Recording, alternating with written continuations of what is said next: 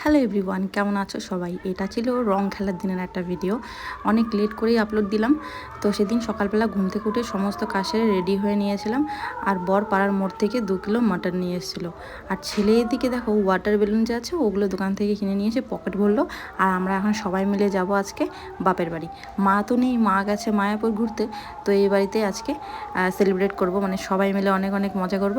আমরা 3 বোন একসাথে হলে যে কী মজা হয় তোমাদের জাস্ট বলে বোঝাতে পারবো না। তোমরা পুরো ব্লগটা দেখলে বুঝতে পারবে যে আমরা কতটা মজা করি। অনেকেই বলে ভাই নেই, তাতে আমাদের কোনো আফসোস নেই। আমরা 3 বোন এক হলে আমাদের আর কিছুই চাই না। তো যাই হোক, বোন এদিকে বাবাকে বলছে যে তুমি যা যা করা তাড়াতাড়ি করে করো, নাহলে পরে লেট হয়ে যাবে, পরে আমরা আর খেলতে পারবো না। একটু যে হোলি খেলবো, রং খেলবো, সেটা সময় হবে না। রান্নাবান্না করতে করতে হয়তো পুরো দিন চলে যাবে। বাবা বলছে ঠিক আছে ঠিক আছে, পুরো দিন তো পড়েই আছে। যাই হোক, এদিকে সবাই মিলে গল্প করার পরে শুরু করে দিলাম কাজ। এদিকে বোন আর আমি দুজনে মিলে পেঁয়াজ রসুন ছাড়াচ্ছি। এদিকে জিজু আর দিদি বসেছিল। তারপরে জিজু বললো চল আমি একটু হাতে হাত লাগিয়ে কাজ করি। তো এদিকে জিজু তারপরে মাটনগুলো একটু ধুচ্ছিল। এদিকে আবার আমার বাবা চলে গেছিলো মিষ্টির দোকানে একটু মিষ্টি আনতে। তো মিষ্টি আর দই এনেছে, স্প্রাইট এনেছে। আর মিষ্টিটা আগে ঠাকুরের কাছে রেখে দিচ্ছে, কারণ কি আগে ঠাকুরকে ভোগ দেবে, তারপর আমরা খাবো। আর এদিকে আমার দেখো জিজু রান্না করতে বসে পড়েছে। মাটনটা রান্না করার কথা ছিল আমার, তো জিজু বললো আমিই রান্না করি। তো জিজু আসলে রান্না করতে খুব ভালো পারে আর কি, খুব টেস্ট হয় আর কি। দেখো আমার বর আর ছেলের দিকে বসে পড়েছে কষা মাংস খেতে।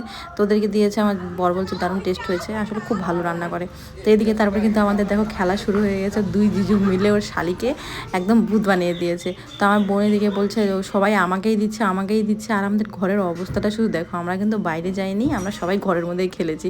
তারপরে আমার বোন আমার বরকে একদম পুরো ভূত করে দিয়েছে। আর আমাদের খেলা কিন্তু অনেকক্ষণে স্টার্ট হয়ে গেছে। আর এদিকে রান্নাও চলছে। আর তারপরে আমার জিজুকে ধরেছে।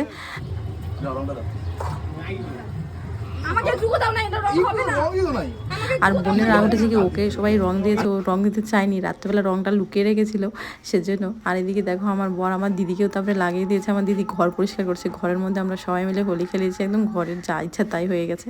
আর তারপরে আমার বর বলছে হাতের রঙগুলো তো উঠছে না, একটু জিজুর মুখে লাগিয়ে দিই, তারপরে ওর মুখে লাগিয়ে দিল। আর এদিকে তারপরে আমি আবার একটু জিজুর কাছে কষা মাংস নিয়ে খেতে বসে পড়লাম, দারুণ টেস্ট হয়েছিল। আর তারপরে এদিকে খেতেও আমার শান্তি নেই, দেখো খাচ্ছিলাম, আমার বোন এসে বলে তুই কেন পরিষ্কার থাকবি, তোকেও দিয়ে দেবো। তারপরে দেখো এসে আমার মুখের মধ্যে একদম রং ঘষে দিয়ে দিয়েছে। আর তারপরে বাস খাওয়া দাওয়া সেরে আমরা ভাবলাম চলো একটু নাচ করা যাক।